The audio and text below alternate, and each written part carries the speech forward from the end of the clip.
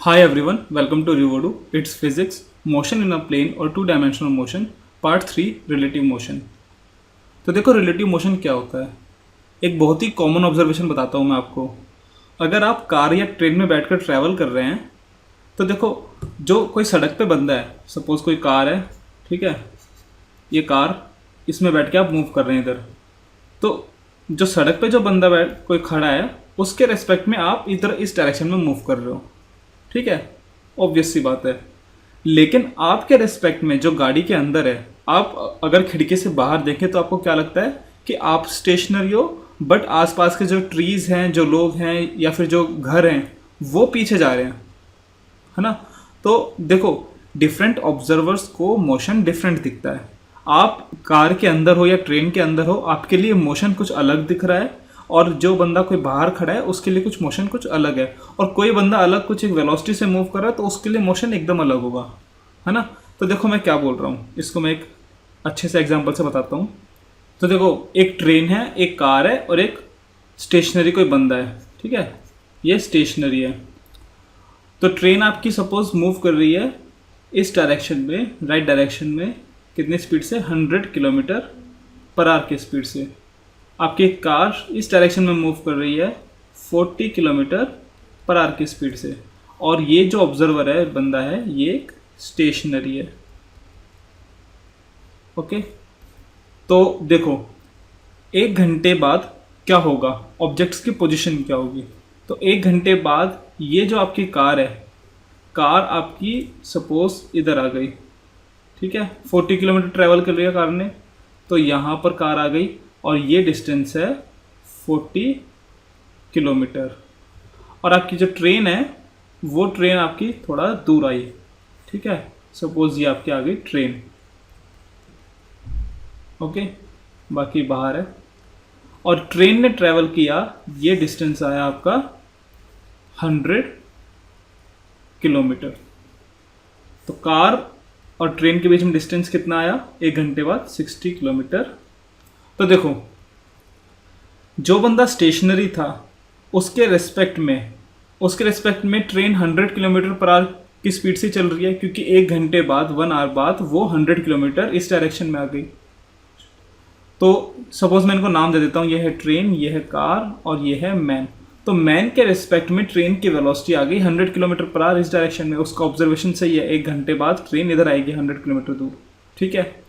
और इसी के रिस्पेक्ट में, मैन के रिस्पेक्ट में, वेलोसिटी ऑफ कार कितनी आएगी, 40 किलोमीटर पर आवर इस डायरेक्शन में, क्योंकि इसके रिस्पेक्ट में यहाँ ये 40 किलोमीटर इधर आ गई एक घंटे बाद, ठीक है।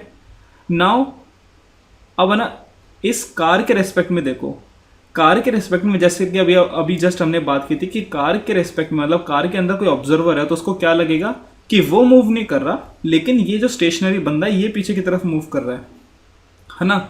तो ये कितनी वेलोसिटी से मूव कर रहा है, 40 से। क्यों? क्योंकि एक घंटे बाद आप इधर आ गए, आपको नहीं पता कि आप मूव किए, लेकिन आपको क्या दिख रहा है कि ये बंदा पीछे की तरफ चला गया 40 किलोमीटर एक घंटे में, है ना। तो मतलब आपको क्या लग रहा था कि वो जो बंदा यहाँ था पहले, वो अब इधर आ गया, है ना। तो आपके रेस्पेक्ट में इसके पीछे की तरफ वेलोसिटी 40 किलोमीटर पर आ रही, और ऑब्जर्वेशन आपका बिल्कुल सही है।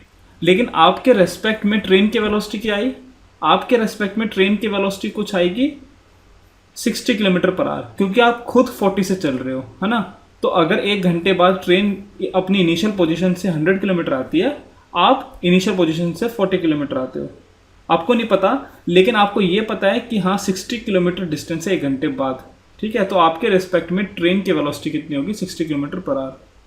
तो देखो, हर किसी के रेस्पेक्ट में मोशन कुछ अलग हो रहा है, और सारे ऑब्जर्वेशन सही है। आप ट्रेन के लिए करके देख लें, ठीक है। ट्रेन के रेस्पेक्ट में मैन पीछे की तरफ चल रहा है 100 किलोमीटर पर आवर, बिल्कुल सही। जो यहाँ अंदर बैठा है वो यहाँ पर क्या देखा कि एक घंटे बाद मैन इधर पहुँच गया, जो कि एकदम उसके साथ में था। तो जो अंदर बैठा है उसको लगेगा हाँ भाई मैन पीछे की तरफ मूव कर रहा है 100 किलोमीटर पर आवर से, और जो अंदर बैठा है उसी को क्या लगेगा कि जो कार एक टाइम पे उनके साथ थी वो अब उनसे पीछे है 60 किलोमीटर। तो जो अंदर बैठा है उनको क्या लगेगा कि हाँ भाई कार पीछे की तरफ जा रही है 60 किलोमीटर पर आवर। तो देखो, सबके लिए एक सेम मोशन कुछ एक अलग डिफरेंट पिक्चर दिखा रहा है ना। तो इसका मतलब क्या है, जैसे कि हमने motion in a straight line में भी बात की थी कि मोशन की स्टडी के लिए हमें एक ऑब्जर्वर डिफाइन करना पड़ता है। ऑब्जर्वर क्यों डिफाइन करना पड़ता है? क्योंकि हर एक ऑब्जर्वर, अगर हमारे पास बहुत सारे ऑब्जर्वर हैं तो हमारे पास बहुत सारे मोशन होंगे। मोशन डिपेंड करता है एक ऑब्जर्वर पर, ठीक है। तो हमें एक ऑब्जर्वर डिफाइन करना पड़ता है किसी मोशन को स्टडी करने के लिए। और वो ऑब्जर्वर का मतलब क्या होता है? जैसे कि हमने पहले ही बात की थी, फ्रेम ऑफ रेफरेंस, है ना। तो ऑब्जर्वर का मतलब होता है frame of reference. Frame of reference. Frame of reference का मतलब क्या है कि फ्रेम ऑफ रेफरेंस होता है 3 परपेंडिकुलर ऐसे कोऑर्डिनेट एक्सिस जो हमारे 3D वर्ल्ड को रिप्रेजेंट करते हैं, प्लस एक टाइम मेजरिंग डिवाइस, ठीक है। ये कुछ टाइम मेजरिंग डिवाइस है, यानी क्लॉक वगैरह कुछ भी ले लो, ठीक है। तो ये होता है रेफरेंस फ्रेम, इन दोनों का कॉम्बिनेशन। तो हमें अगर कोई भी मोशन को एनालाइज करना है, स्टडी करना है, तो हम एक फ्रेम ऑफ रेफरेंस के हिसाब से ही उसे एनालाइज कर सकते हैं। हम मोशन को विदाउट फ्रेम ऑफ रेफरेंस के नहीं पढ़ सकते, ठीक है। तो देखो यहाँ पर इन तीनों के लिए फ्रेम ऑफ रेफरेंस अलग है। मैन के लिए कुछ ये है, और कार के लिए कुछ एक अलग फ्रेम ऑफ रेफरेंस ये है, और इसके लिए कुछ अलग फ्रेम ऑफ रेफरेंस ये है, ठीक है। और तीनों के रेस्पेक्ट में हमारा मोशन कुछ अलग आ रहा है। तो वो हमारे ऊपर डिपेंड करता है कि हमें किसके रेस्पेक्ट में मोशन को एनालाइज करना है, ओके। जनरली हम किसके रेस्पेक्ट में मोशन एनालाइज करते हैं? जो चीज़ मूव नहीं कर रही, या फिर ग्राउंड, ठीक है। तो जैसे ये ऑब्जर्वर इधर है जो ग्राउंड पे खड़ा है, हम जनरली ऐसा नहीं कि हर बार, हम जनरली इसके रेस्पेक्ट में मोशन को एनालाइज करते हैं, ठीक है। तो ये आ गया आपका फ्रेम ऑफ रेफरेंस। तो देखो रिलेटिव वेलोसिटी हम क्यों पढ़ते हैं कि अगर हमें एक फ्रेम ऑफ रेफरेंस के रेस्पेक्ट में किसी ऑब्जेक्ट की वेलोसिटी, पोजीशन और एक्सेलरेशन पता है, तो कोई और फ्रेम ऑफ रेफरेंस उसके रेस्पेक्ट में क्या होगा, अगर हमें वो पता करना है तो कैसे पता करेंगे। मतलब अगर हमें मैन के रेस्पेक्ट में इस कार की वेलोसिटी पता है और इस ट्रेन की वेलोसिटी पता है, तो कार के रेस्पेक्ट में ट्रेन की वेलोसिटी कैसे निकालेंगे? यही है relative velocity, okay. The position r, velocity v and acceleration a of a particle depend on the frame of reference chosen, ठीक है। तो हम पोजीशन, वेलोसिटी और एक्सेलरेशन को रिलेट करने के लिए किन्हीं 2 डिफरेंट या 3 डिफरेंट फ्रेम ऑफ रेफरेंस में अगर हमें करना है तो हम कैसे करेंगे, ठीक है। तो देखो हम अभी यही एग्जांपल लेते हैं इसी तरह का। तो देखो अगर हमारा एक कॉमन फ्रेम ऑफ रेफरेंस है, मतलब जैसे ग्राउंड होता है हमारा एक कॉमन फ्रेम ऑफ रेफरेंस, तो इमेजिन करो हमारा एक कॉमन फ्रेम ऑफ रेफरेंस है A और एक हमारा फ्रेम ऑफ रेफरेंस है B, ठीक है। और हमारा कोई एक बॉडी है इधर पार्टिकल P, ठीक है। तो देखो अगर हमें A के रेस्पेक्ट में P की पोजीशन पता है और A के रेस्पेक्ट में B की पोजीशन पता है, तो हम B के रेस्पेक्ट में P की पोजीशन कैसे निकालेंगे, है ना। रिलेटिव मोशन मतलब क्या है कि हमें अगर A के रेस्पेक्ट में पोजीशन वेक्टर पता है, ये जिसे मैं बोल देता हूँ R P A, position of P with respect to A, ठीक है। तो यहाँ पर देखो मैं आपको एक नोटेशन भी बता देता हूँ। नोटेशन क्या है? हम कुछ भी लिखेंगे ना, जैसे आर एक्स वाई लिखेंगे, या फिर हम वेलोसिटी एक्स वाई लिखेंगे, या फिर एक्सेलरेशन एक्स वाई लिखेंगे। तो यहाँ एक्स वाई का मतलब क्या है कि देखो आर एक्स वाई का मतलब होगा position of x with respect to y, velocity of x with respect to y, acceleration of x with respect to y। तो जो बाद में आता है ना उसके रेस्पेक्ट में हमें बताना होता है, ठीक है। बाद में आया उसके रेस्पेक्ट में, तो x with respect to y, या फिर अगर मैं ऐसे लिखूँ velocity of p with respect to q, तो हम ऐसे लिखेंगे velocity of p with respect to q, ठीक है। तो ये नोटेशन है, ये याद रखना, ओके। तो हमारा position P with respect to A आ गया ये। और अगर हमें ये भी पता है कि हमारा जो B है फ्रेम ऑफ रेफरेंस, उसका पोजीशन वेक्टर क्या है, मतलब A के रेस्पेक्ट में वो कहाँ पर है, अगर हमें पता है RBA, ठीक है, position of B with respect to A। अगर हमें ये दोनों चीज़ें पता है तो हम B के रेस्पेक्ट में P की पोजीशन कैसे निकालेंगे? तो वो इजी है, हम वेक्टर एडिशन से निकाल सकते हैं, है ना। हमें अगर ये निकालना है कि आर पी बी कितना होगा, ठीक है।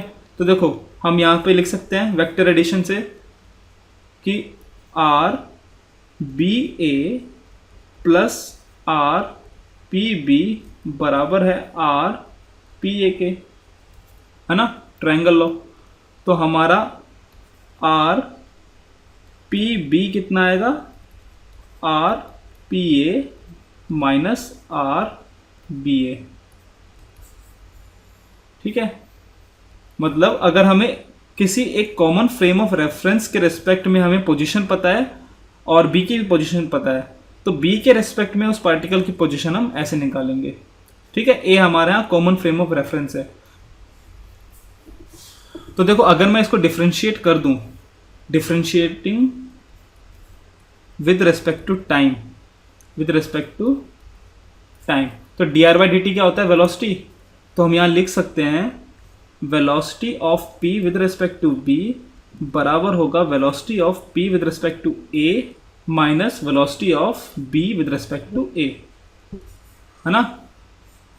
तो ये है मेन फॉर्मूला। देखो इसका मतलब क्या है, इसका मतलब क्या है इस इक्वेशन का, कि अगर हमें ये पता है V P A, velocity of some particle with respect to A, और हमें ये पता है velocity of B with respect to A, ठीक है, तो हमें कोई कॉमन फ्रेम ऑफ रेफरेंस है, जैसे ये ए है, जनरली हम कॉमन फ्रेम ऑफ रेफरेंस हमारा क्या लेते हैं, ग्राउंड। ठीक है, तो अभी के लिए इसे ए नहीं, ग्राउंड समझो, जनरली हम ग्राउंड लेते हैं कॉमन फ्रेम ऑफ रेफरेंस। तो अगर हमें इस फ्रेम ऑफ रेफरेंस के रिस्पेक्ट में अगर हमें इस बी की वेलोसिटी पता है और हमें इस पी की पता है, तो इस बी के रिस्पेक्ट में पी की वेलोसिटी क्या होगी। ठीक है, तो इसको देखो, हमारा जो ये ट्रेन और कार वाला जो एग्जांपल था, इसमें क्या है, इसे तो हम लेंगे ए, ये लेंगे हम बी और ये लेंगे हम सी, या ओ सॉरी पी। तो देखो अगर हमें ए के रिस्पेक्ट में, ग्राउंड के रिस्पेक्ट में इसकी वेलोसिटी पता है और ग्राउंड के रिस्पेक्ट में अगर हमें ये पता है, तो इस बी के रिस्पेक्ट में इस ट्रेन की वेलोसिटी क्या आएगी। ठीक है, तो वो निकालने का ये फॉर्मूला है। ओके, तो क्योंकि हम जनरली ये ग्राउंड लेते हैं या फिर ये कॉमन फ्रेम ऑफ रेफरेंस है ए, तो हम इसे क्या लिख सकते हैं, velocity of P with respect to B क्या होगा, velocity of P minus velocity of B. ठीक है, और देखो इस जैसे एनसीईआरटी में या हम जनरली एक कॉमन फॉर्मूला क्या लिखते हैं, इसको, ये पी है, नाम है, इसको हम कुछ भी लिख सकते हैं। तो हम लिखेंगे velocity of A with respect to B बराबर होता है velocity of A minus velocity of B. आप ऐसे भी लिख सकते हैं, ऐसे डिवीजन का साइन लगाकर, लेकिन जनरली हम ऐसे लिखेंगे velocity of A with respect to B बराबर होगा V A minus V B. तो देखो आपका मेन फॉर्मूला जो है वो है ये। ठीक है, ये याद रखना। लेकिन इसके अंदर मतलब मैं डायरेक्ट ये भी लिखा सकता था, लेकिन डायरेक्ट मैंने ये क्यों नहीं लिखवाया, क्योंकि हमें ये पता होना चाहिए कि वी और वी बी क्या है। तो ये यहाँ पर हमारा पी और बी था ना, तो ये velocity of P with respect to A है और ये velocity of B with respect to A है। मतलब एक कॉमन फ्रेम ऑफ रेफरेंस के रिस्पेक्ट में वेलोसिटी है पी और बी। ठीक है, तो अगर मैं ये फॉर्मूला ऐसे लिख रहा हूँ, जनरली आप जैसे अपनी एनसीईआरटी की बुक में या फिर आप कहीं भी पढ़ेंगे, तो अगर आपको ये फॉर्मूला दिया जा रहा है, इसका मतलब क्या है कि ये जो दोनों वेलोसिटी हैं, ये दोनों वेलोसिटी एक कॉमन फ्रेम ऑफ रेफरेंस के रिस्पेक्ट में है, मतलब with respect to a common frame of reference. ठीक है, तो बस ये याद रखना आपको, और बाकी सब कुछ इजी है। ओके, तो देखो इसका एग्जांपल मैं बता देता हूँ एक फटाफट। क्वेश्चन है कि a body A is moving with velocity V A is equals to 2i plus 3j। Body B is moving relative to A as V B A equals to 5i plus 6j and body C is moving relative to A as i plus j। ठीक है, find velocity of C with respect to B. तो हमें velocity of ए दिया हुआ है, वो है 2i plus 3j, और हमें velocity of B with respect to A दिया हुआ है और वो है 5i प्लस 6j, और velocity of C with respect to A दिया हुआ है हमें i प्लस j। हमें निकालना है velocity of C with respect to b। ठीक है, ये कितना होगा, तो देखो जैसे कि अभी हमने सीखा velocity of A with respect to B क्या होता है, V A minus V B, है ना। तो अगर हमें velocity of C with respect to B निकालना है तो हम लिखेंगे वी सी बी कितना होगा, V C minus V B.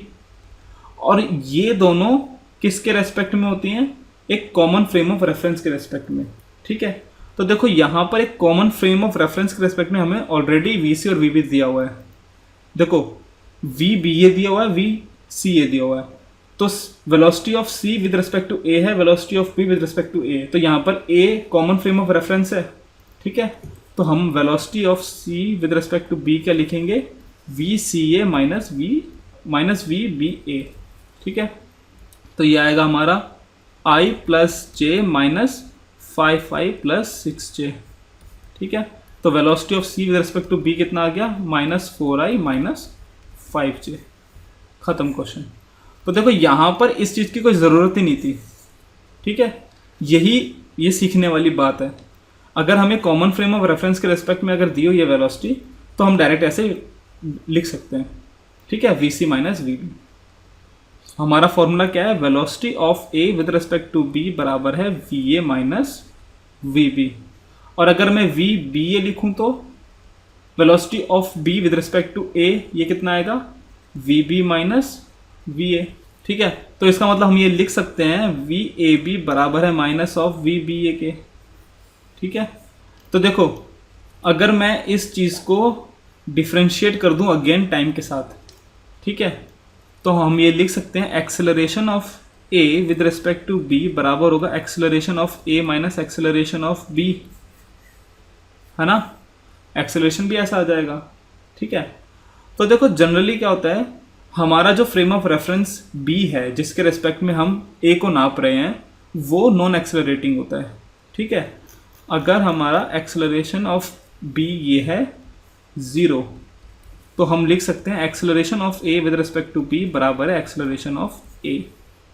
ठीक है, तो अगर हमारा पार्टिकल एक्सेलरेट कर रहा है ग्राउंड के रेस्पेक्ट में और हमारा जो फ्रेम ऑफ रेफरेंस बी है वो एक्सेलरेट नहीं कर रहा ग्राउंड के रेस्पेक्ट में, लेकिन अगर वो मूव कर रहा है, स्टिल दोनों के बीच में जो रिलेटिव एक्सेलरेशन है वो बराबर है इसके ग्राउंड के रिस्पेक्ट में जो एक्सेलरेशन है उसके। ठीक है, कंफ्यूजिंग लग रहा होगा बट सिंपल है। मतलब ग्राउंड के रिस्पेक्ट में इसकी जो एक्सेलरेशन ए है, ए वही बराबर होगा इसके रिस्पेक्ट में। ठीक है, तो मतलब मैं लिख सकता हूँ acceleration of A with respect to B या फिर acceleration of A with respect to ground, दोनों बराबर है ए के। ठीक है, अगर ये मूव करे ना करे उससे कोई मतलब नहीं है।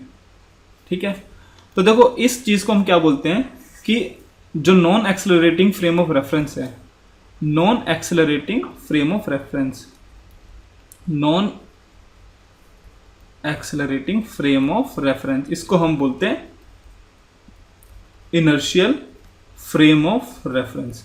और जो एक्सेलरेटिंग फ्रेम ऑफ रेफरेंस होते हैं, जो एक्सेलरेटिंग फ्रेम ऑफ रेफरेंस होते हैं उनको हम बोलते हैं non inertial frame of reference. तो ये चीज़ आप याद रखना। ठीक है, क्योंकि जब आपके फ्रेम ऑफ रेफरेंस अगर एक्सेलरेट करते हैं ना तो उसके अंदर थोड़े वियर्ड ऑब्जर्वेशंस आते हैं। ठीक है, वो हम बात करेंगे लॉज ऑफ मोशन के अंदर, बट अभी के लिए इतना याद रखो कि इनर्शियल फ्रेम ऑफ रेफरेंस का मतलब होता है कि आपका फ्रेम ऑफ रेफरेंस एक्सेलरेट नहीं कर रहा, और अगर वो एक्सेलरेट नहीं कर रहा तो किसी पार्टिकल का एक्सेलरेशन अगर ग्राउंड के रेस्पेक्ट में हमें दिया हुआ है तो उस बी के रेस्पेक्ट में भी वही एक्सेलरेशन होगा जो ग्राउंड के रेस्पेक्ट में है। ठीक है, तो देखो ये सब चीज़ें ना विदाउट क्वेश्चन नहीं सीखी जा सकती। ठीक है, तो हम रिलेटिव मोशन को सिर्फ एक ही तरीके से सीख सकते हैं और वो है बाय डूइंग क्वेश्चंस। तो एक क्वेश्चन करते हैं। क्वेश्चन क्या है, rain is falling vertically with a speed of 30 metre per second. A chimp is riding a bicycle with a speed of 10 metre per second in east to west direction. What is the direction in which it should hold the umbrella. ठीक है, तो question क्या है कि rain है ना, बारिश गिर रही है वर्टिकली डाउन और हमें वेलोसिटी ऑफ रेन दी हुई है, यह है 30 मीटर पर सेकेंड। तो देखो हमें वेलोसिटी ऑफ रेन इतनी दी हुई है, तो इमेजिन करो अगर कोई बंदा इधर आके सिंपली खड़ा है, ठीक है, तो वो सीधा क्या बोलेगा, वो बोलेगा हाँ भाई कि वेलोसिटी ऑफ रेन है 30 मीटर पर सेकेंड। उसको सीधा उसके सर के ऊपर एकदम ऐसे गिरेगी इसी स्पीड से, ठीक है। लेकिन अगर कोई चीज़ मूव कर रही है, अगर यही बंदा अगर इस डायरेक्शन में मूव करने लगे, ठीक है, अगर ये मूव करने लगेगा तो इसको क्या लगेगा, इसको अब लगेगा कि रेन सीधी नहीं गिर रही, किसी एंगल पर गिर रही है, ठीक है, किसी एंगल पर गिर रही है।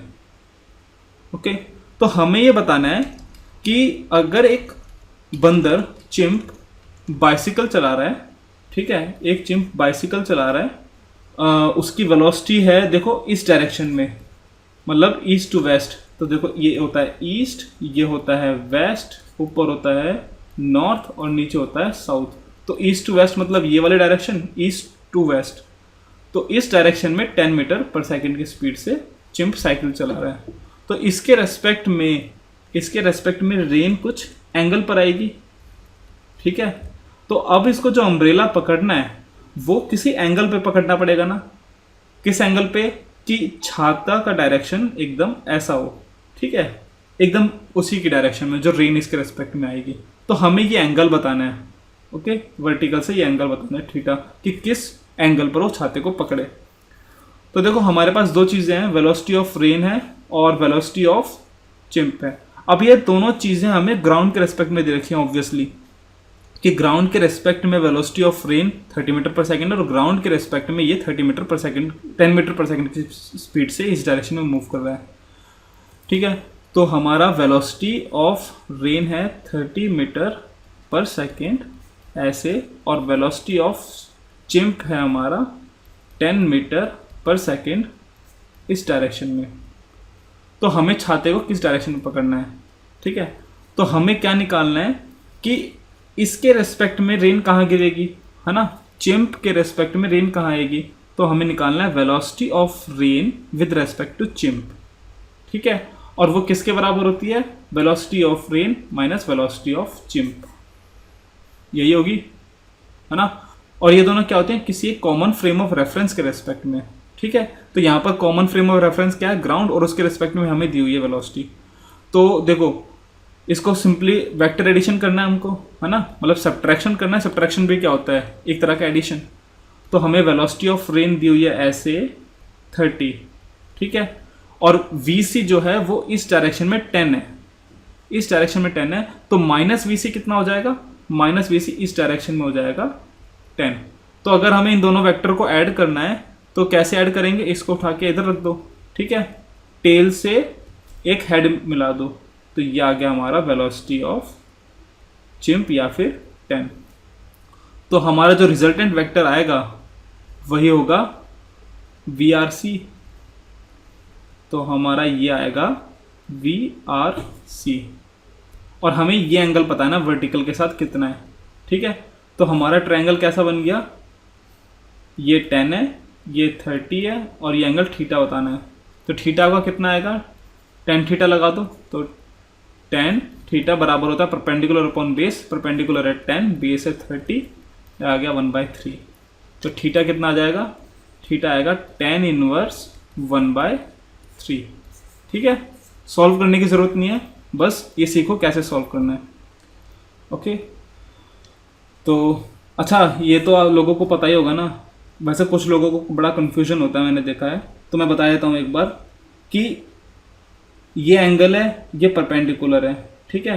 तो जो एंगल के साथ वाली साइड होती है ना, जो एंगल के साइड वाली साइड होती है उसे हम बोलते हैं बेस, और जो एंगल के एकदम सामने वाली साइड होती है उसे बोलते हैं परपेंडिकुलर, ठीक है। तो tan थीटा होता है P/B, तो यहाँ से आ गया, ओके।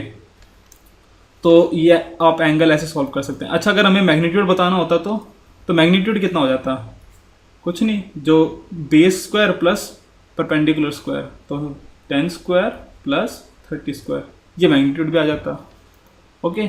तो आप इस तरीके से सॉल्व कर सकते हैं। चलिए एक और क्वेश्चन करते हैं। अ swimmer can swim in still water at a rate of 4 kilometre per our if he swims in a river flowing at 3 km per hour and keeps his direction with respect to water perpendicular to the current. Find his velocity with respect to the ground.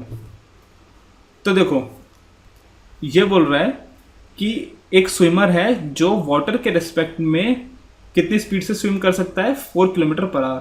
तो velocity of swimmer with respect to water, ठीक है, with respect to water कितनी है 4 kilometre per our, ठीक है। अब उसे क्या करना है, उसे ये रिवर क्रॉस करनी है, ठीक है। अब वो यहाँ से शुरू करता है और उसे यहाँ पहुँचना है, लेकिन ये पानी स्टिल नहीं है, स्टिल नहीं है मतलब यहाँ पर एक करंट है, मतलब पानी फ्लो कर रहा है कितनी स्पीड से 3 किलोमीटर पर आवर, ओके, ठीक है। तो ये 3 किलोमीटर पर आवर की जो स्पीड है पानी की वो किसके रेस्पेक्ट में है, ग्राउंड के रेस्पेक्ट में ऑब्वियसली, ओके। तो देखो अगर वो यहाँ शुरू करता है और वो इस तरह मूव करता है जैसे क्वेश्चन में बोला गया कि परपेंडिकुलर टू द करंट, ठीक है, तो मतलब वो इसी डायरेक्शन में रहेगा ऐसे, मतलब जब आप स्विम कर रहे हो, जो बंदा स्विम करेगा तो वो हमेशा जो करंट है पानी का फ्लो ऐसे इसके परपेंडिकुलर उससे लड़ेगा एक तरीके से, ठीक है, तो इस तरीके से ऊपर जाएगा। लेकिन जो बंदा कोई ग्राउंड पे खड़ा होगा वो उसमें हंसेगा, है ना, जो बंदा ग्राउंड पे खड़ा होगा बोलेगा कि अब बेवकूफ़ आदमी है, सीधा सीधा जा रहा है, मतलब वो उसको जो ग्राउंड पे उसको क्या लगेगा कि ये बंदा सीधा यहाँ तो आएगा ही नहीं ऑब्वियसली, क्योंकि पानी के वजह से, क्योंकि पानी मूव कर रहा है वो किसी इस डायरेक्शन में आएगा, ठीक है। तो हमें इसके रेस्पेक्ट में बताना है कि ये कितनी वेलोसिटी से जाएगा, ठीक है, और ये एंगल भी कितना है, मतलब हमें ये वेलोसिटी बतानी है इस ग्राउंड के रेस्पेक्ट में स्विमर की। तो देखो हमें क्या निकालना है, हमें निकालना है velocity of swimmer with respect to ground, ठीक है। ये कितना है, हमें velocity of swimmer with respect to water दिया हुआ है, वो है 4 किलोमीटर पर आवर इस डायरेक्शन में ऊपर, और हमें वेलोसिटी ऑफ वाटर दिया हुआ है ग्राउंड के रेस्पेक्ट में जो कि है 3 किलोमीटर पर आवर इस डायरेक्शन में। तो देखो velocity of swimmer with respect to water क्या होता है, velocity of swimmer minus velocity of water, और ये दोनों किसके रेस्पेक्ट में, ग्राउंड के रेस्पेक्ट में, एक कॉमन फ्रेम ऑफ रेफरेंस के रेस्पेक्ट में होता है। तो अगर मैं यहाँ जी लिख दूँ कोई दिक्कत नहीं है, ठीक है। तो हमें ये दिया हुआ है और हमें ये दिया हुआ है, हमें निकालना है ये। तो देखो ये कितना होगा, velocity of swimmer with respect to ground होगा velocity of swimmer with respect to water plus velocity of water with respect to ground, ठीक है। तो velocity of swimmer with respect to water है इस डायरेक्शन में 4, ठीक है, 4 किलोमीटर पर आवर, और velocity of water with respect to ground है इस डायरेक्शन में और ये है 3 किलोमीटर पर आवर, ठीक है। तो हमें इन दोनों वेक्टर को ऐड करना है, तो इन दोनों वेक्टर को फिर हम ऐसे लिखेंगे, ये होगा 3 और ये होगा 4, टेल को हेड से जॉइन कर दिया, ठीक है। और हमारा ये जो वेक्टर आएगा ये आएगा velocity of swimmer with respect to ground, ठीक है। तो देखो हमारे ट्रायंगल बन गया, ये एंगल थीटा है। तो वी एस जी देखो कितना होगा, वी एस जी आएगा 3 square plus 4 square under root, मतलब 5 किलोमीटर पर आवर, ठीक है। मतलब हाइपोटेन्यूस का स्क्वायर किसके बराबर होता है, इसका स्क्वायर प्लस इसका स्क्वायर, ये सब बताने की ज़रूरत नहीं है मुझे। और थीटा क्या होगा, tan इनवर्स 4/3 या फिर 53 डिग्री, ठीक है। ये 3, 4, 5 वाला ट्रायंगल आप याद कर लो, अगर ये 4 है ये 3 है तो ये वाला एंगल आएगा आपका 37 डिग्री और ये वाला एंगल आएगा आपका 53 डिग्री और ये होता है 5। तो ये याद रख लो, ये एंगल्स और ये साइड्स, क्योंकि फिजिक्स में बहुत सारे क्वेश्चन आएंगे ऐसे, ठीक है। तो ये एक तरह का स्टैंडर्ड है, ये याद रख लो। तो देखो आप इस तरीके से सॉल्व करेंगे रिलेटिव मोशन को, ओके, ठीक है। सो अभी के लिए इस टॉपिक के लिए इतना काफ़ी है, ठीक है। हम जब फाइनली सारे क्वेश्चंस करेंगे ना तब हम काफ़ी क्वेश्चंस करेंगे रिलेटिव मोशन के, ठीक है। तो आपको तब क्लियर हो जाएगा कि रिलेटिव वेलोसिटी या रिलेटिव मोशन कैसे सॉल्व करते हैं। बस आप ये याद रखिए कि दोबारा मैं बता देता हूँ, बस आपको एक चीज़ याद रखनी है हमेशा, वो ये है कि velocity of A with respect to B बराबर होता है velocity of A minus velocity of B. ये वेक्टर क्वांटिटी तो वेक्टर साइन लगा दो, अगर मैंने नहीं लगाया तो कोई बड़ी बात नहीं है, ठीक है। तो velocity of A minus velocity of B, और ये दोनों जो v और vb है ना, ये एक कॉमन फ्रेम ऑफ रेफरेंस के रेस्पेक्ट में है, कॉमन फ्रेम ऑफ रेफरेंस के रेस्पेक्ट में, के रेस्पेक्ट का कैसे ऐसे रेस्पेक्ट में, ठीक है। तो एक कॉमन फ्रेम ऑफ रेफरेंस के रेस्पेक्ट में होता है, बस इतना याद रखिए आप, ठीक है। और जनरली वो कॉमन फ्रेम ऑफ रेफरेंस कौन सा होता है, ग्राउंड, ठीक है। सो नेक्स्ट हम पढ़ेंगे projectile motion, so please check it out, and thanks for watching. Please come back for more videos and please like, share and subscribe.